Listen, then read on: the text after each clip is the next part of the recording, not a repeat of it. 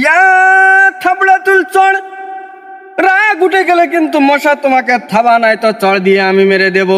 ইয়ে কি হুজুর না বাগান হুজুর? হুজুর আসসালামু আলাইকুম। ওয়ালাইকুম আসসালাম। হুজুর, এই যে দেশে যে মশার চাপ অত্যন্ত বাড়ি গেছে, তা এর মশা তাড়াইনির কোনো দটা নেই? হে যুবক, অবশ্যই অবশ্যই মশা তাড়ানোর দোয়া আছে। যদি তুমি ঠিকঠাক ভাবে দোয়া পড়তে পারো তাহলে অবশ্যই মশা দূর হবে। হ্যাঁ, দোয়া আছে হুজুর? তাহলে তাড়াতাড়ি আমার এই মশা তাড়ির দোটা তাড়াতাড়ি একটু শিখুই দাও। হে যুবক, গভীর মনোযোগ দিয়ে মশা তাড়ানোর দোয়াটা শুনে নাও। ইয়া আইয়ুহাল মশারি, আমার মশারি নেই।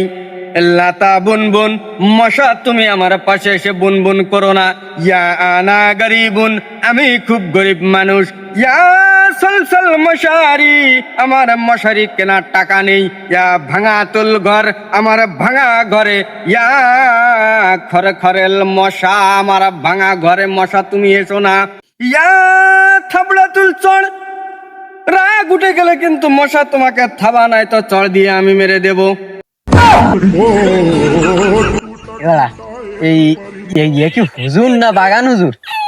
হুজুর না বাগান হুজুর তা কি জানো, আমার দরকার নেই সাক্ষাৎ নেওয়ার।